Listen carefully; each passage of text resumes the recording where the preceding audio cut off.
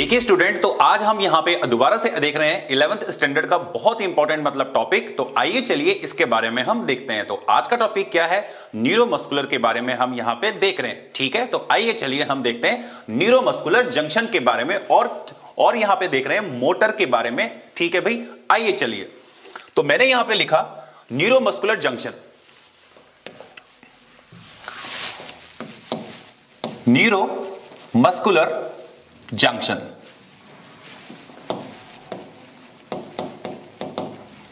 और इसका एक और नाम है motor end plate. Motor end plate.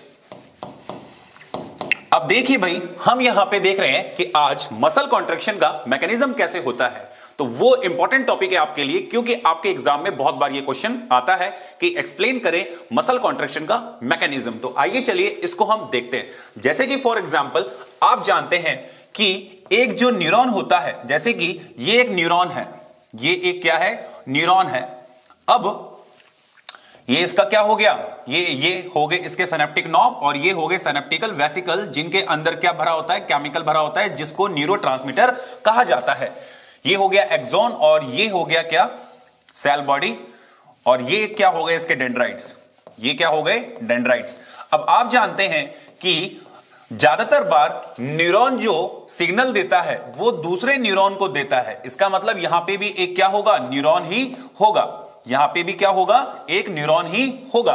तो इसका मतलब ये हो गया कि जो सिग्नल न्यूरॉन एक मतलब यहां पे क्या हो गया? न्यूरॉन से दूसरे न्यूरॉन में जाता है।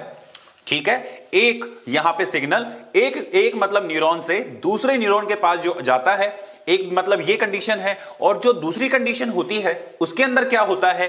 कभी कभी जो न्यूरॉन होता है वो सिग्नल आगे देता है मसल सेल को। किसको देता है? मसल सेल को सिग्नल देता है।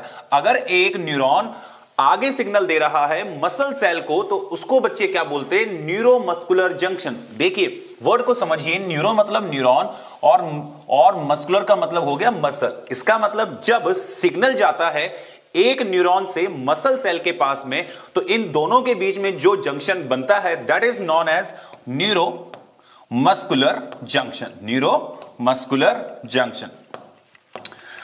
ठीक है भाई, अब ये कैसे होता है, किस तरीके से होता है, ये हम यहां पे देखते हैं। अच्छा, ये बात भी आप जानते हैं कि एक न्यूरॉन दूसरे न्यूरॉन के बीच में जो यहां पे जंक्शन बनता है, जो गैप होता है, उसको क्या बोलते हैं? साइनेप्स कहते हैं। ये बात भी आप जानते हैं कि भाई साइनेप्स मतलब होता है the gap between the two neurons. इसका मतलब the junction between the two neuron is known as synapse.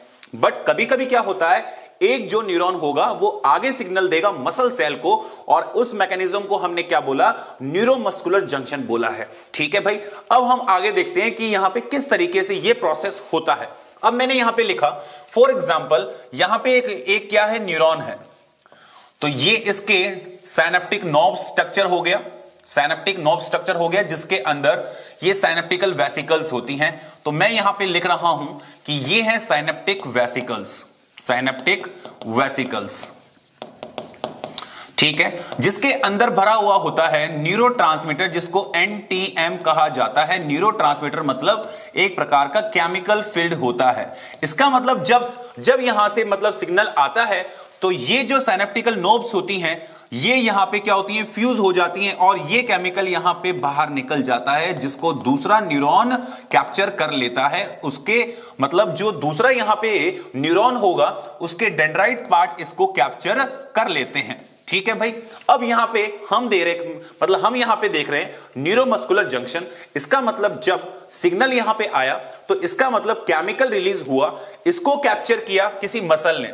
मान लीजिए यहां पे कोई मसल है, मान लीजिए यहां पे क्या है? मसल है। ये मैंने बोला एक मसल सेल है।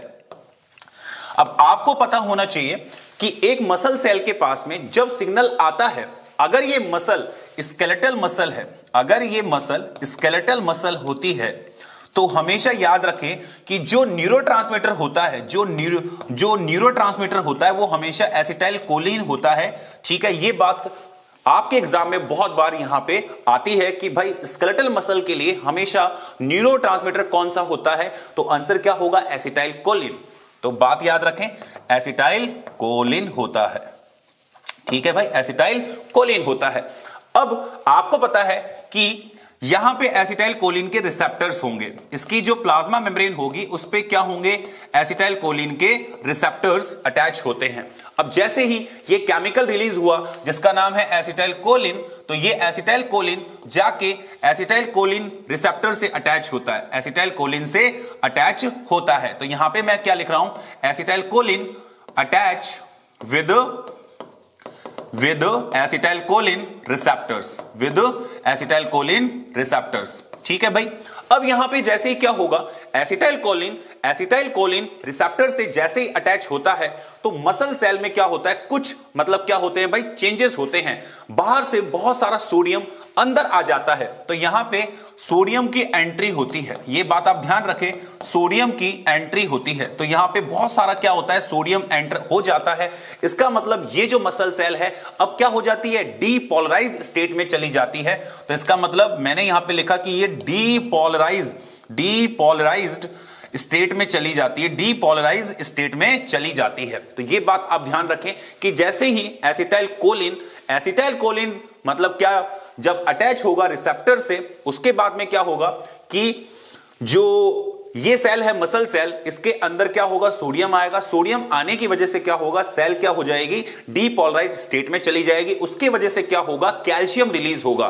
क्या रिलीज होगा, कैल्शियम रिलीज होगा। और कैल्शियम रिलीजमेंट से क्या होगा, जब ये कैल्शियम जाएगा ट्रोपोनिन सी के पास और उसको वहां से हटा देगा, ट्रोपोनिन का स्ट्रक्चर चेंज हो जाएगा और वो ट्रोपोमायोसिन को भी हटा देगा, जिसकी वजह से क्या हो जाएगा, मसल कॉन्ट्रैक्शन हो जाएगा। तो ये बात आपको यहां पे समझ में आ गई होगी कि भाई जैसे ही सोडियम की एंट्री होती है तो सार्कोप्लाज्मिक रेटिकुलम जो कैल्शियम स्टोर करके बैठा है वो कैल्शियम को रिलीज कर देगा। और कैल्शियम कहां पे जाएगा, ट्रोपोनिन के पास में जाएगा। कहां जाएगा, ट्रोपोनिन की सी साइड पे जाएगा, कैल्शियम बाइंडिंग साइड पे जाएगा और वहां पे वो अटैच होगा। अटैच होने के बाद में वो अपना कॉन्फॉर्मेशनल स्ट्रक्चर चेंज करेगा। उसके स्ट्रक्चर में चेंज होते ही ट्रोपोमायोसिन को भी वहां से हटा देगा। अब क्या होगा, मायोसिन फ्री है, एक्टिन फ्री है, तो जो एक्टिन है वो मायोसिन के हेड से बाइंड कर जाएगा और मसल कॉन्ट्रैक्शन हो जाएगा। इसलिए बोलते हैं कि जो कैल्शियम आयन होता है वो बहुत ज्यादा इंपॉर्टेंट होता है, किसके लिए, मसल कॉन्ट्रैक्शन के लिए, मसल कॉन्ट्रैक्शन के लिए। तो ये बात आपको आज यहां पे मैंने बता दी है कि भाई छोटा सा एक बेसिक मैंने आपको मतलब यहां पे ब्रीफ मतलब इंट्रोडक्शन दिया है कि भाई मसल कॉन्ट्रैक्शन होता कैसे है और ये न्यूरोमस्कुलर मतलब जंक्शन होता क्या है। तो उम्मीद करता हूं आपको आज का वीडियो अच्छा लगा होगा। इसी तरीके की शॉर्ट वीडियोस हम और भी देखेंगे। ओके बच्चे, मिलते हैं, बाय बाय।